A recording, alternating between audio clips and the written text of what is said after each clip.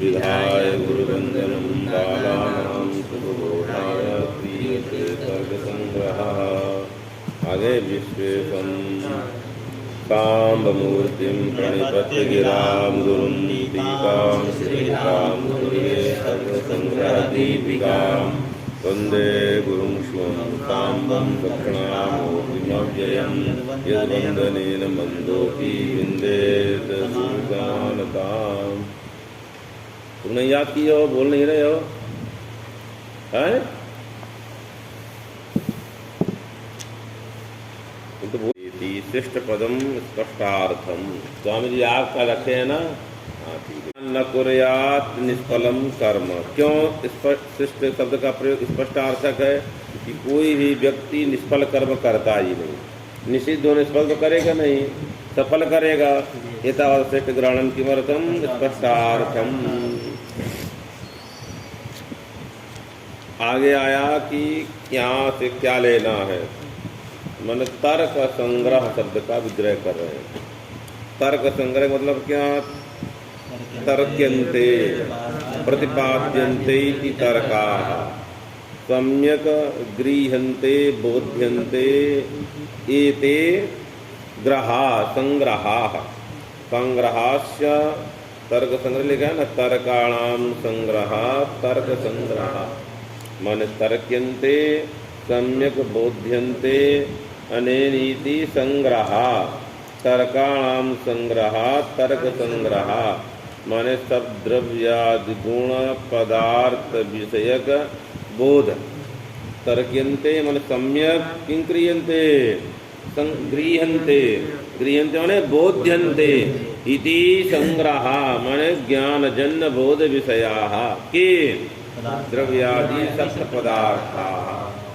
तर्क से क्या लेना? किसी ने कहा व्याप्यारोपेण व्यापकारोपस्तर्कः धूमो वन्यजन्य न स्यात् धूमो वन्य विचारी स्यात्।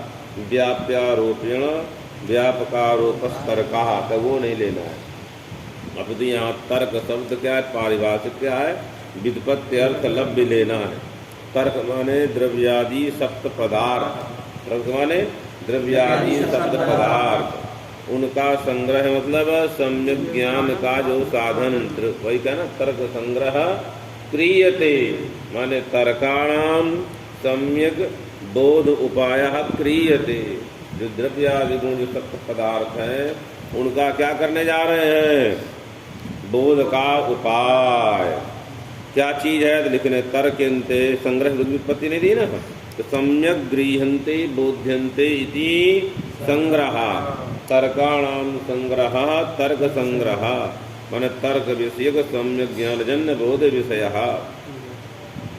अब आया क्या चीज है? तेषां किल रूपेण संग्रह क्रियते। यहाँ संग्रह शब्द का अर्थ करने जा रहे हैं आचार्य। संक्षेपेण स्वरूप कथनम। संग्रह शब्द का अर्थ क्या किया? संक्षेपेण स्वरूप कथनम माने संक्षेपेण स्वरूप बोधानुकूल व्यापारः। कथन माने व्यापार होगा।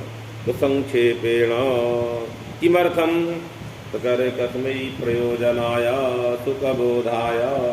संक्षेपेण कहेंगे तो व्यक्ति को जल्दी समझ में आ जाएगा।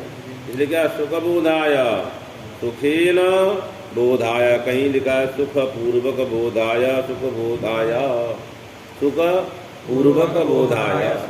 अथवा सुख का अर्थ क्या उन्होंने? मोक्ष। मोक्षस्य ज्ञानाय इत्यर्थ ऐसा लिख देगा। सुखस्य मोक्षस्य बोधाय लाभाय। एक विंशत दुख ध्वंस क्या इनके यहाँ? वही दुख वही एक विंशत दुख ध्वंसो मोक्षा आत्यंतिक दुख निवृत्ति। ये तो सांख्य में आ रहा है। आत्यंतिक दुख है कार्य का आत्यंतिक दुख निवृत्ति। एक और पंक्ति जोड़ना है तो सांख्य एकांतिक आत्यंतिक क्या कार्य का है? ज्ञान है। ये नहीं अंतिम दिया है। हाँ उभयम कैवल्यम ये है कैवल्य कलश। एकांतिकम आत्यांतिकम कैवल्यम ये कैवल्य का मोक्ष। इनके यहाँ का एक विंशत दुख ध्वंसा। चलिए कस्मै प्रयोजनाय सुखबोधाय सुखेन अनायासेन यो बोधा। बोध माने यहाँ क्या लेना है? तो तत्व ज्ञानम। किनका तत्व ज्ञान? पदार्थों का तत्व ज्ञानम। तस्मै इत्यर्थः। ननु बहुषु तर्क ग्रंथेषु सत्सु किम पूर्वोऽयं। कहे बहुत से तर्क ग्रंथ है, न्याय के ग्रंथ बहुत है, उन्हीं से बोध हो जाएगा। किमर्थमिदम, तो कह रहा है ग्रंथ करने क्या पूर्व है, इसमें क्या पूर्वता है? जो ग्रंथांतर से इसकी गतार्थता न पूर्व नाम ग्रंथांतरी अगतार्थता। अपूर्वता क्या चीज है? ग्रंथांतर से अगतार्थ होना, दूसरे ग्रंथ से इसकी गतार्थता ना होना, ये क्या चीज है? अपूर्वोयम।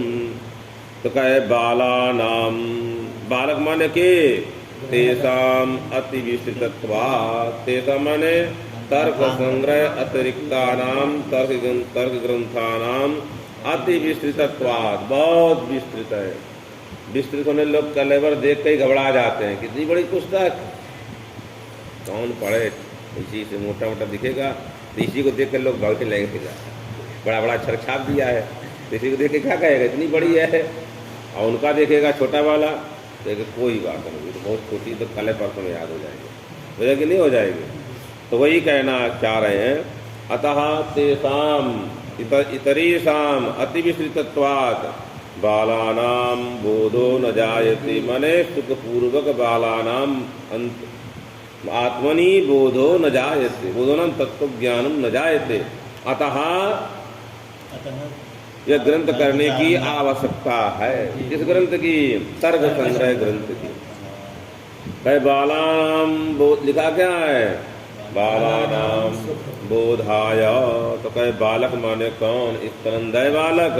तो कहे ग्रहण धारण पटुर बाला, जो पढ़ने में भी हो, पढ़ने के बाद उसको संजो कर रखे, पढ़े भी और पढ़ने के बाद उसको धारण भी कर ले। कई लोग पढ़ रहे हैं, धारण नहीं कर रहे हैं। दोनों चीजें, ग्रहण भी करने के सामर्थ्य हो और धारण करने की सामर्थ्य हो। पटुर बाला न तो स्तनंदय शिशु हो।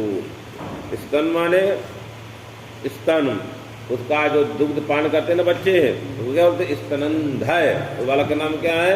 स्तनंदय। किं कृत्वा क्रियते?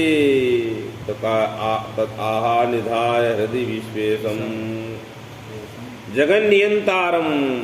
प्रपंच का जो नियंता है कौन है? परमात्मा। मन जगन नित्य नियम्यता निरुपन्यामकतावान जो है, उसको प्रणाम करके हृदय निधाय नितराम सापित्वा। किसको हृदय में निधान करना है? अरे वो तो वहाँ का निधाय माने भगवान विश्वनाथ को हृदय में धारण कर, माने अत्यंतेन हृदय विषयी कृत्वा। धारण यही कहना है सदा। वही क्यों? नितराम धारण क्या चीज है? सदा तद्ध्यान परो भूत्वा। परमात्मा का धारण क्या है? उसके ध्यान परायण हो जाना। जनता का धारण नहीं किया जाता है। फिर आया गुरुणाम, क्या लिखा है? गुरु वंदनम विधाय। गुरुणाम विद्या गुरुणाम वंदनम नमस्कारम विधाय कृत्वा इत्यर्था। माने गुरु जी की वंदना नमस्कार। वंदना का अर्थ क्या था? नमस्कार का। हो जा रहा है तुम लोग, शुरू में तो आप बताया क्या उसमें सब आया शब्द बोध में क्या आया है?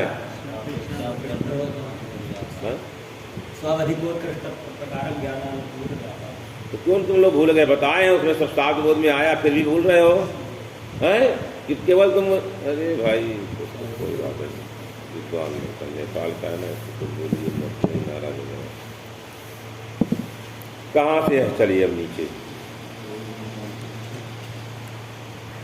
सृष्टि ना, यहीं से है ना, यहाँ तक हो गया था। अलौकिक यहीं से ना। अब इनका कहना है कि अलौकिक अवगीत शिष्टाचार विषयत्वाद, यह जो हेतु है, इस हेतु में अलौकिक शब्द का प्रयोग किया। अलौकिक शब्द का अर्थ किया विधि मंतरा रागादि प्राप्त भिन्ना इत्यर्थ। विधि बोचक यजित कुर्यात तव्यात अनियार लोट लिंग, इनसे जो घटित होता है उसको ये लोग क्या बोलते हैं? विधि। जहाँ विधि मंतरा, माने कोई विधि की आवश्यकता है, भोजन करें, भोजनम कर्तव्यम ऐसा कहने की आवश्यकता नहीं।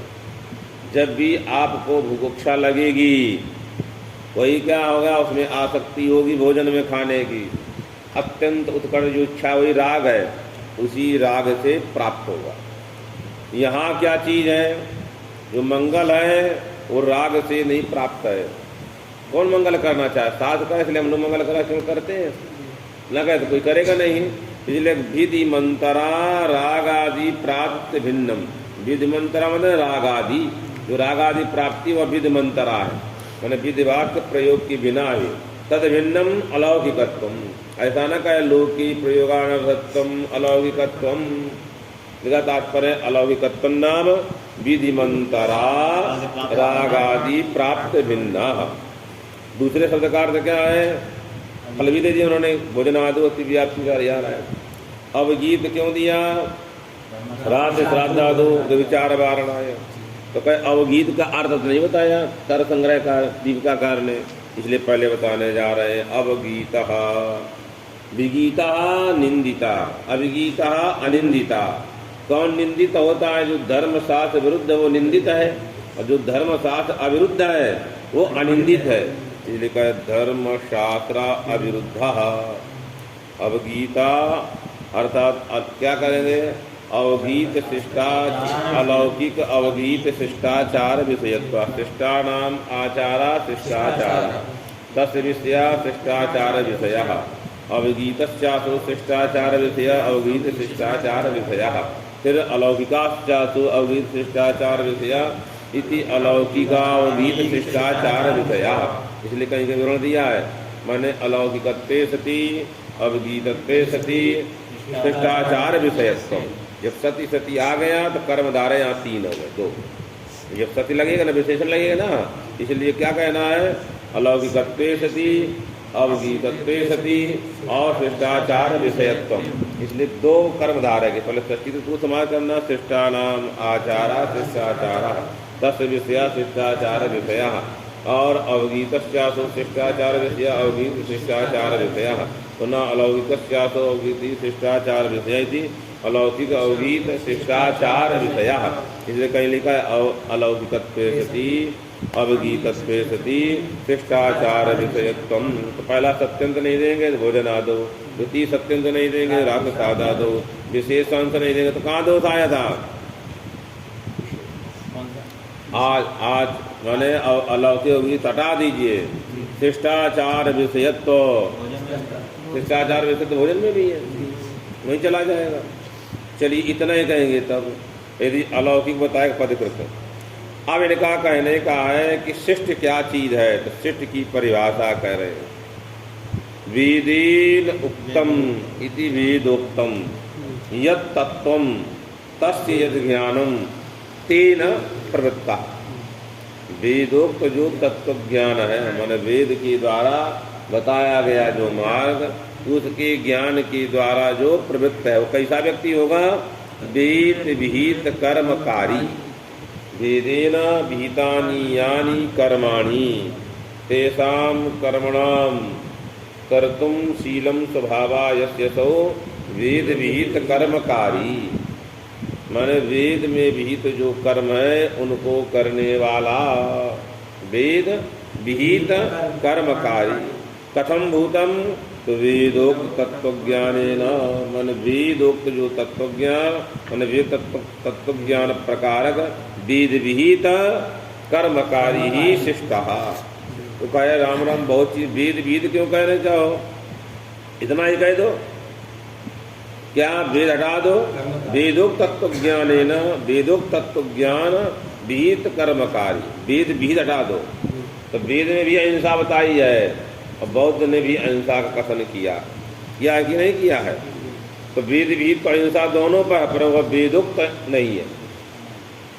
जो बौद्ध की वाणी को लेकर जो प्रवृत्त हो रहा है अहिंसा में, वो यद्यपि अहिंसा वेद विहित है, वेद विहित कर्मकारी वो व्यक्ति है, परंतु वह वेदोक्त तत्व ज्ञान से प्रवृत्त नहीं है, वो दोक्त तत्व ज्ञान से प्रवृत्त है, वेदोक्त तत्व ज्ञान से प्रवृत्त नहीं है।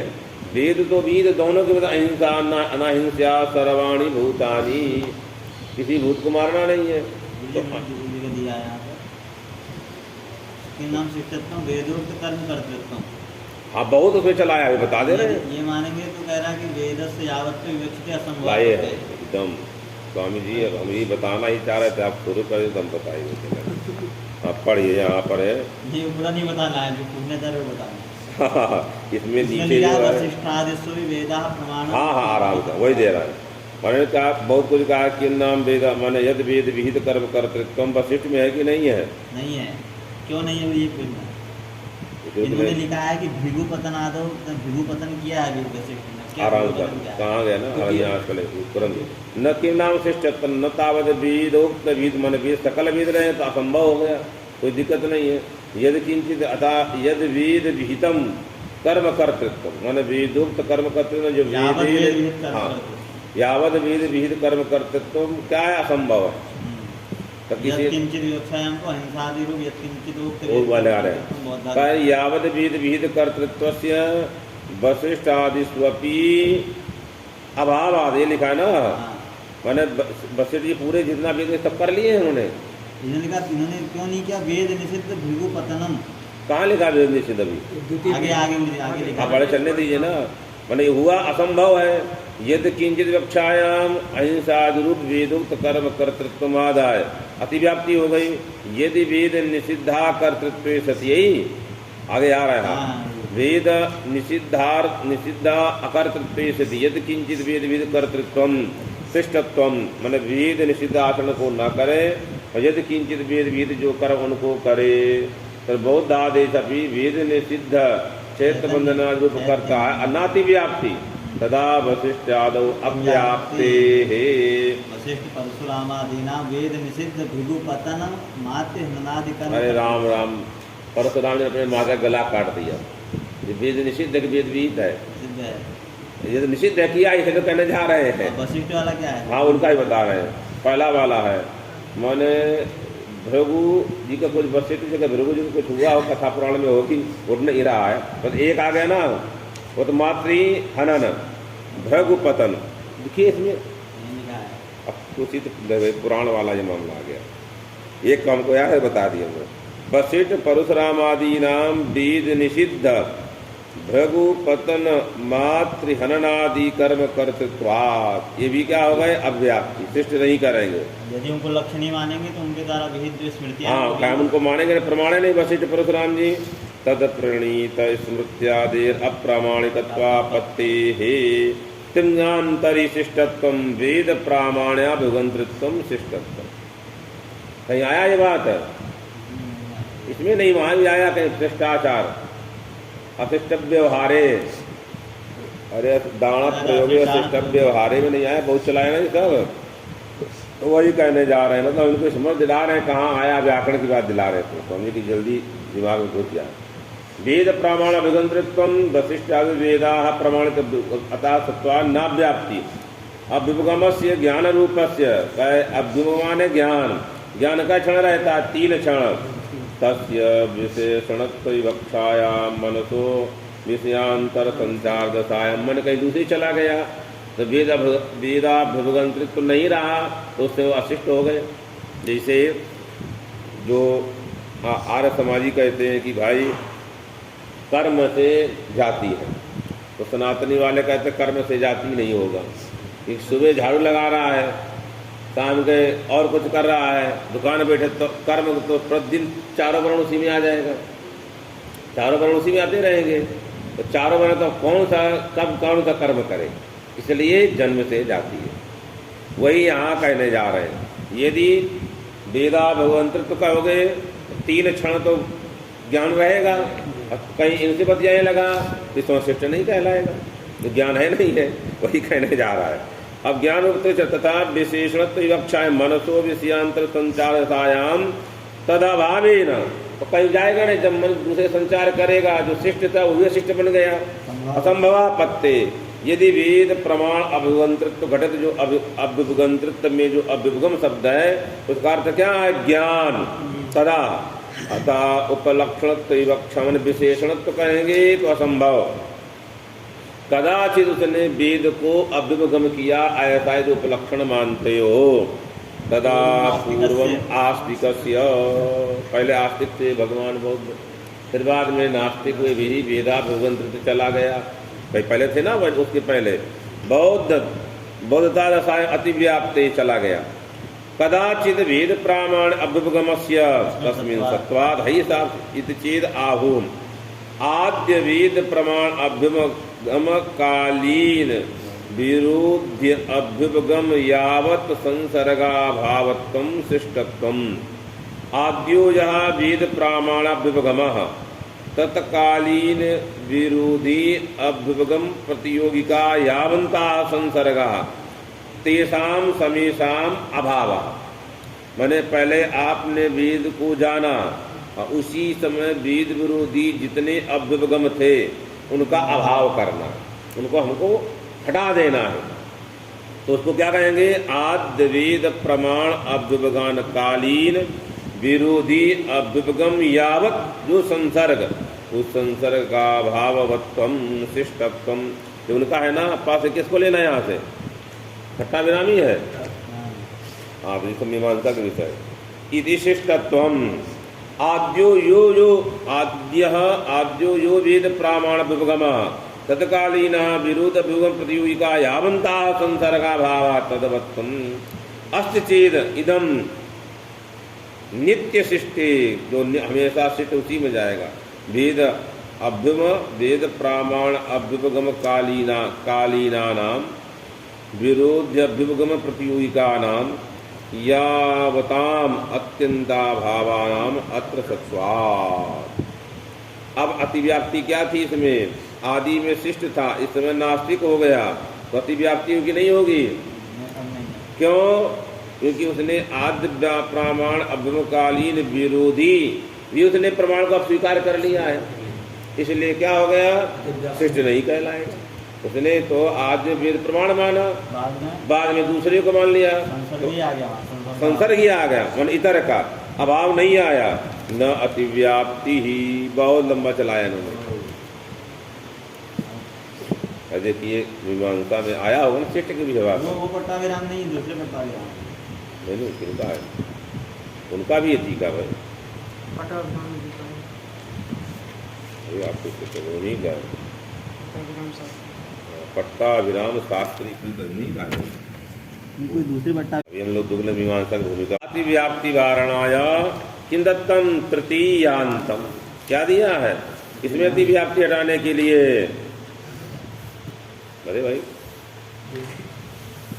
किसमें अतिव्याप्ति हटाए? वेद मन तृतीया जन्यत्व वेदोक्त तत्व ज्ञान जन्य कर्मकारी इत्यर्थ। वेदोक्तम यत् तत्वम तद विषयक जो ज्ञान तदजन्याया वेद विहित कर्म विषयक कृति तदाश्रयः का वर्तते? वेद विहित कर्मकारी। मन वेदोक्त तत्वज्ञानेन वेद विहित कर्मकारी। तो वेदोक्त तत्वज्ञान के उत्तर जो तृतीय का अर्थ क्या? जन्यत्वम। मन वेदोक्तम यत् तत्वम तद विषयक जो ज्ञान तदजन्याया वेद विहित कर्म विषयक कृति तत्कृतिमान कहा? शिष्टः। वेदेन उक्तम यत् तत्वम यदि वेदोक्त तत्वम वेदोक्त तत्व विषयकम यज ज्ञानम तेन ज्ञानेन जन्याया वेद विहित कर्म विषयक कृति तदाश्रयः शिष्टः। कहीं कहीं लिखने जा रहा पाठ है वेदोत्थ तत्व ज्ञान, ये वेदोक्त है, कहीं वेद उत्थित तत्व ज्ञान कुचित अतः वेद जन्यम यत् तत्व ज्ञानम तेन इत्यर्थ। वेदोक्त मान वेदेन जन्यम यत् तत्व ज्ञानम तदा पाठ साएव पाठ श्रेयान, पहला वाला। वेद विहित कर्म कर्ता शिष्टः, एतावत कहेंगे तो वहाँ बौद्ध में चला गया। तथा वेदोक्तम वेदोक्ता है यदवा वेदोक्त तत्वज्ञानेन इति पाठा साधियान इदम वेदोक्तम, ये वेद ने कहा है, इति ज्ञान पूर्वकम यह वेद विहित कर्म करोति सा शिष्टः। ये वेद ने कहा है इसलिए हम कर्म करते हैं, वेद ने नहीं कहा है इसलिए नहीं करते हैं। बौद्धस्य भेद अहिंसादि कर्म कुर्वन्नपि इदं भेदोक्तं बुद्ध्या न करोति, अतः न स शिष्टः, शिष्ट नहीं कहलाएगा। चलिए, आचार विषयत्वात् पर शास्त्र होने जा रहा। आचारस्य विषया आचार विषयः, आचरणम आचार, आचार शब्द से क्या लेना है? कृति ही। वह कृति कहाँ रहती है? यदि विषयत्व हटा दीजिए, अवगीत शिष्टाचार, अलौकिक अवगीत शिष्टाचारात्, क्या कहें? अलौकिक अवगीत शिष्टाचारात्। आचार माने कृति, कृति किसका धर्म? न्याय में आत्मा का धर्म। तो समवाय संबंध से कृति आत्मनिष्ठ है, पक्ष में नहीं रहेगी तो हेतु हो जाएगा व्यभिचारी। तो किसी ने कहा कृति आत्मा तो है, विषयता संबंध से कहाँ बैठेगी? मंगल में बैठ जाएगी। कृति का विषय कौन है? मंगल है। तो विषयता संबंधेन मानोगे तो समवाय संबंधेन आत्मस्कृति है, विषयता संबंधेन मंगल में चली जाएगी।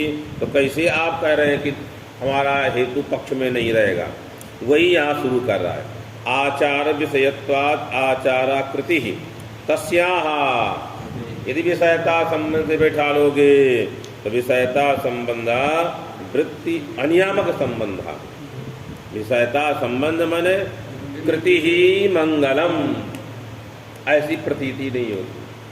कृति ही मंगलम अर्थात कृतनिष्ठ आधेयता निरूपिता अधिकरणता मंगल में। हाँ, ऐसे कहना था मैंने, क्योंकि वृत्ति माने आधेयता, तन्यामक संबंधा, वृत्ति नियामक संबंधा, वो समाज संयोग आदि संबंध ही है। एतावता क्या नहीं हो पाएगा वहाँ पर? वृत्ति नियामक संबंध एवं हेतुतावच्छेद का संबंध। कौन संबंध है? हेतुतावच्छेदक संबंध वो माना जाता है, कहते हैं वृत्ति नियामक संबंध होगा। तो यह वृत्ति नियामक संबंध कौन संबंध होगा? संयोग समवायादि। अतः यह संयोग संबंध से भी कृति वहाँ नहीं है, समवाय संबंध से भी नहीं है। अतः कृति को हेतु न बना करके कृति के विषय के हेतु बनाया। जब कृति के विषय के हेतु बनाएंगे तो विषय तो स्वरूप संबंध से रहता है, और स्वरूप संबंध वृत्ति नियामक संबंध है। स्वरूप संबंध क्या है? वृत्ति नियामक संबंध है। तब क्या हो जाएगा हमारा? आचार विषय तो रह जाएगा। आचार केन संबंधेन हेतुतावच्छेदक संबंधा स्वरूप संबंधा, साधुतावच्छेदक संबंधोपि स्वरूप संबंधा। वही आचारा तस्याः कृतेः वृत्ति अनियामक संबंधेन, किसी ने कहा विषयता संबंध से चली जाएगी। हेतुता विवादग्रस्ता, कुछ लोग मानते हैं, कुछ लोग नहीं मानते। जब विवादग्रस्त है तस्मात् अविवादित कार्य करना चाहिए। अतः विषयत्व को हम मानेंगे तो स्वरूप संबंध होगा, और स्वरूप संबंध क्या? वृत्ति नियामक संबंध है। अतः कोई दिक्कत नहीं है। यथा क्रमम लग गया ना, तद विषयत्वम हेतुत्वानुधावनम, इसलिए तद विषय प्रत्यय हेतुत्व का अनुधावन किया। अलौकिक अवगीत शिष्टाचार विषयत्व कहा। पहला कौन क्रम में? अलौकिक तन्नदेयम यथा क्रमम हेतु विशेषण प्रयोजनम आहा। हेतो यद विशेषणम तस् यद प्रयोजनम तद प्रयोजनम आहा। क्या प्रयोजन है? भोजनादो अतिव्याप्ति वारणाय अलौकिकेति।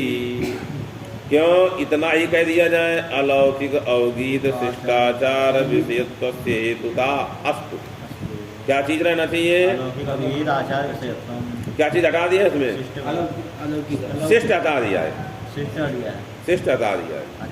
बस इतना अलौकिक अवगीत शिष्टाचार विषयत्व हेतुता अस्तु। अशिष्टाचार विषये तादृश हेतु असत्वेन व्यभिचारा संभवात् इत्याशंका इष्टापत्या परिहरति। कहे कि शिष्ट पद का फल क्या है? क्योंकि अलौकिक अवगीत शिष्टाचार विषय मन से हटा देने पर भी कहीं अतिव्याप्ति नहीं है। किसी ने कहा शिष्ट आचार के विषय में हेतु चला जाएगा, तो वहाँ जाएगा अलौकिक कौन कार्य करेगा? जो शिष्ट वही करेगा। श्राद्ध आदि अनिंदित कौन कार्य करेगा? जो शास्त्र विहित जानने वाला होगा। एतावत अलौकिक अवगीत से ही किसकी व्यावृत्ति हो गई? अशिष्ट आचरण की व्यावृत्ति हो गई। पुनः शिष्टग्रहणम किमर्थम इत्याह शिष्टपदम स्पष्टार्थम, और का कोई प्रयोजन नहीं है। वही कहने जा रहे हैं, नास्ति प्रयोजनम स्वर्गादि रूपम प्रयोजनम नास्ति। अब आगे शुरू कर रहा है। हाँ, कहने जा रहे हैं जलता अशिष्टाचार विषय कार्य हेतु असत्यम क्यों न कुर्यात निष्फलम कर्म। क्योंकि कोई कहेगा अशिष्टाचार कौन जलता उन्नति व्याप्ति होगी तत्परिहारा शिष्ट पतन देयम, तो उसका कहना चाहे न कुर्यात निष्फलम कर्म, निषिद्ध है, निषिद्ध हो जाने तो करेगा ही नहीं, निंदित हो गया ना, अवगीते नहीं जाएगा। न अतिव्याप्ति ही तस्मात् किं कर्तव्यम शिष्ट पदम स्पष्टार्थ। अब लिखा है आचार विषयत्वात्, इस शब्द का है ना, आचार विषयत्व पद का अनुपादान कर दे। क्या कर दे? अलौकिकत्वे सति अवगीत शिक्षा अवगीतत्वम, इतना हेतु करिए। आचार विषयत्वम किमर्थम, आचार का विषय माने कृति का उद्देश्य। आचार विषयत्व नाम कृति उद्देश्यत्व, विषयता त्रिधा उद्देश्यताख्या विधेयताख्या उपादानताख्या। माने कृति का कोई उद्देश्य है, कोई विधेय है, कोई उपादान, माने संपादन करने वाला। याग जैसे विधेय है, स्वर्ग उद्देश्य है, प्रयाज आदि जो अंगजात समुदाय वही है उपादान। तो आचार विषयत्व नहीं देंगे, अलौकिक भी है, अनिंदित भी है। ऐसी वस्तु कौन है? स्वर्ग है। अलौकिक भी है, अवगीत भी है, और वह स्वर्ग। स्वर्ग मंगल है कि अमंगल है? स्वर्ग मंगल नहीं है, स्वर्ग मंगल नहीं है। इसमें कौन चल गया? हेतु चला गया, साध्य नहीं है, तो क्या हो जाएगा? विचार हो जाएगा, फल में चला जाएगा। सत्य अतः वेद बोधित कर्तव्य ताकत तो साध्य भी नहीं है। स्वर्ग को वेद नहीं कर पैदा करता है, यागा कर्तव्य, स्वर्ग कर्तव्य कहता है। तो वेदेन बोधिता या कर्तव्यता, वेद बोध कर्तव्यता का भाव कहाँ बैठा? स्वर्ग में। और कौन बैठ गई? उद्देश्यता, उद्देश्यता बैठ गई कहाँ? स्वर्ग में। कृति उद्देश्यता कहाँ बैठ गई? स्वर्ग में। अलक्ष्य लक्षण गमनम अतिव्याप्ति ही। यहाँ कौन सी लेना है? विधेयता रूपी लेना है यहाँ उद्देश्यता, न तो मन विधेयता लेना। यहाँ क्या नहीं लेना है? उद्देश्यता नहीं लेना है, न उपादान, न उद्देश्य लेना है, विधेय लेना है। क्या लेना है? साध्य रहेगा कि नहीं रहेगा? साध्य भाव वृत्ति, साध्य होगा। स्वर्ग में साध्य का भाव, वेद बोध कर्तव्यता का साध्य नहीं है, हेतु रह गया। क्योंकि वेद ने कहा है यागा कर्तव्य, स्वर्ग कर्तव्य नहीं कहा ना। तो वेद बोध कर्तव्यता तत्व साध्य नास्ति हेतुर अस्ति, अतः व्यभिचार हो जाएगा। साध्या भाव व्यभिचारी हेतु स्यात्, अतः तद्वारणाय किं कथम अत्र विषयता च विधेयता रूपाग्राह्य। तो विधेय कौन है? मन वेद वेद कर्तव्यता तत्व विधेय है, वह कहाँ नहीं है?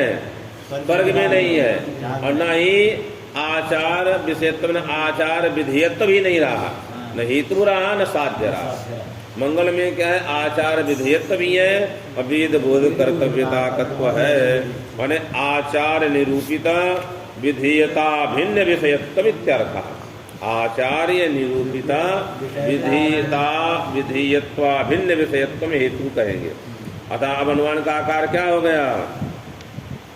माने मंगलम वेद बोध कर्तव्यताकम अलौकिक अवधीत शिष्टाचार विधेयत्वा भिन्न विषयत्वात्। क्या हो गया? आचार निरूपित विधेयत्वा भिन्न विषयत्वात्। आचार निरूपित जो विधेयत्व, उससे अभिन्न जो विषयत्व, वही हेतु है। स्वर्ग में विधेयताक्ष विषयता नहीं है, कृति निरूपित विधेयता नहीं है, अभी कृति निरूपित उद्देश्यता है। क्या है? उद्देश्यता है। अतः न व्यभिचार, अब व्यभिचार नहीं हुआ। इसलिए क्या लिखने जा रहे हैं? आचार विषयत्वेति विधीयतया आचार विषयत्वार्थकम। यहाँ आचार शब्द का अर्थ है आचार निरूपित विधेयत्वाभिन्न विषयत्वम। क्या अर्थ है इसका? आचार निरूपित विधेयत्वाभिन्न विषयत्वम। उसका फल क्या हो गया? स्वर्ग में अतिव्याप्ति, स्वर्ग में प्रयाग आदि अंग में उपादान में न अतिव्याप्ति ही। पुनः अब क्या कहने जा रहे हैं? इति संक्षेपः आचार विषयत्वार्थकम इति विधेयत आचार विषय, तथा कोई दोष नहीं होगा। अब क्या लिखने जा रहे हैं? तर्क पदस्य आरोपार्थकत्वं व्याप्यारोपेण व्यापकारोपस्तर्कः। ये क्या है? तर्क की परिभाषा जो 3 है ना, ब्रह्मात्मक ज्ञान का एक भेद है, तो क्या उसमें कोई अतिव्याप्त ना कर दे। तर्क अतः व्याप्यारोपजन्य व्यापकारोपात्मक तर्क प्रतिपाद ग्रंथ अर्थ होने लगा, सत्य यहाँ इष्ट नहीं है। तस्मात् तर्क शब्द का अर्थ व्युत्पादे तर्क्यन्ते। आगे प्रथम विषयी क्रियन्ते तर्काः मूल में। अतः तर्क पदस्य आरोपारयति द्रव्यादि साधारण तर्कत्व निर्भक्ति। आगे उपादान रूप संग्रहस्य असंभवात्। क्या लिखने जा रहा है? संग्रह से क्या लेना है? अब यहाँ पर संग्रह पर गुणादि द्रव्य पदार्थ हो गए। अब यहाँ पर संग्रह शब्द से उपादानत्व न संभवति। गुणादि पदार्थानां द्रव्येष्वेपि आकाशादीनां उपादानस्य असंभवात्। गुण पदार्थ कहाँ रहते हैं? द्रव्य में। वह गुण पदार्थानाम लिखा अलग अलग। द्रव्येष्वपि आकाशादीनाम, मनु का माने उपादान को ग्रहण कर सकते हैं, किसी को नहीं कर सकते हैं। आकार ग्रहण नहीं किया जा सकता है, उपादान मैंने ग्रहण करना।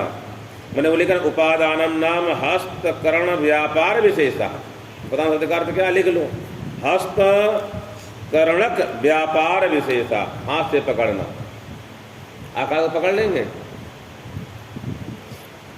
गुण को पकड़ लेंगे, वो द्रव्य में रहेगा। आकाश उपादान समुपादानम नाम हस्तकरणक व्यापार विशेषा। इसलिए क्या नहीं लेना यहाँ से? उपादान रूप संग्रह से असंभव। हाँ, संग्रह माने ग्रहण करके रखना। संक्षेपण स्वरूप कथन। हाँ, अतः किसी वस्तु को ले लेकर रखना। संग्रह में इकट्ठा करना। इकट्ठा कैसे करते हो? हाथ से उठा पुस्तक रखते हो। संग्रह नहीं का बड़ा संग्रह किया है सुदर्शन हरियाल अपने रूम में। संग्रह मतलब ला के रखा है। तो यहाँ इनमें गुणादियों में आकाश आदि ला के रख सकते हैं? नहीं रख सकते हैं। किसी सुंदर बात के वही कहने जा रहे हैं कि उपादान रूप ग्रहस्य असंभवा। संग्रहस्य असंभव उपादानम नाम हस्तकरणक व्यापार विशेषः तस्य असंभवात्। इसलिए क्या लेना है? स्वरूप कथनम। कथन वाला शब्दोच्चारणम। उच्चारण नाम कांड ताल्वा पुट संयोगानुकूल व्यापार। ये व्यापार है, वही कहने जा। तब कैसे इसमें घटेगा?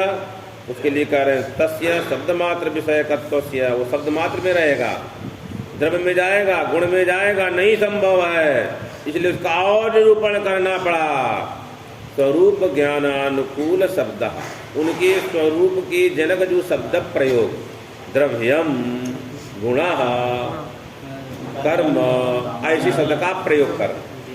शब्द तब स्वरूप कथन भी कहोगे तो कहाँ जाएगा? केवल शब्द में, द्रव्यादि में नहीं जाएगा। पुनः संभव, इसलिए शब्द का क्या करना पड़ा? स्वरूप ज्ञानानुकूल शब्द।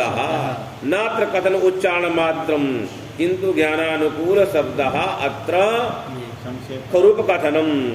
स्वरूप कथन क्या चीज है? ज्ञानानुकूल शब्द प्रयोगा। यही स्वरूप कथन अर्थ है। स्वरूप ज्ञानानुकूल शब्द एतावता पदार्था विषया। अब विषय अधिकारी संबंध प्रयोजन की चर्चा शुरू हो गई। एतावता कहाँ का रूप है? हाँ, एतावता द्रव्यादि पदार्थ। इससे क्या निकला? द्रव्यादि पदार्था विषया पदार्थत्वोदाहरणं प्रयोजनं संबंधा प्रतिपाद्य प्रतिपादक भावः और पदार्थत्वोदाहरण कामो अधिकारी इति अनुबंध चतुष्टयम प्रेक्षावत प्रत्यंगम सूचितम। जो व्यक्ति प्रेक्षावान होता, अधिक जानना चाहता, उसके लिए क्या चाहिए? अनुबंध चतुष्टय। अनुबंध चतुष्टय कौन कौन है? क्यों मन प्रेक्षावताम बुद्धिपूर्व कारिणाम यह ग्रंथ जन प्रवृत्ति तत् अनुबंध चतुष्टय अंगम। अंगम माने कारणम। वो अनुबंध चतुष्टय कौन कौन है? विषय प्रयोजन संबंधाधिकारी। अनुबंधनन्ति पुरुषम ग्रंथाध्ययने प्रेरयन्ति इति अनुबंधा। अनुबंध की उत्पत्ति क्या की? अनुबंधनन्ति पुरुषम ग्रंथाध्ययने प्रेरयन्ति अनुबंधा। ग्रंथ प्रतिपाद्यो विषय ग्रंथाध्ययनस्य प्रयोजनम ग्रंथस्य विषय संबंधा ग्रंथाध्ययन अधिकारी। यही चार चीजें होती हैं, इनका अवश्य ही कहना होगा। अतः तरह संग्रह पदार्थ व्याख्यान से क्या क्या निकल गया? सब का सब निकल गया।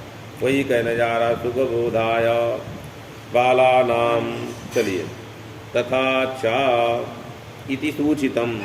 सुख बोध रूप ये प्रयोजन है। अन्यतः सिद्धत्वेन एतत् ग्रंथकरणे प्रयोजना आकांक्षा साम्यति। इसलिए अनायासेन सुख पूर्वक प्रयोजन अन्य ग्रंथ इसी ने शांत का नहीं संभव है।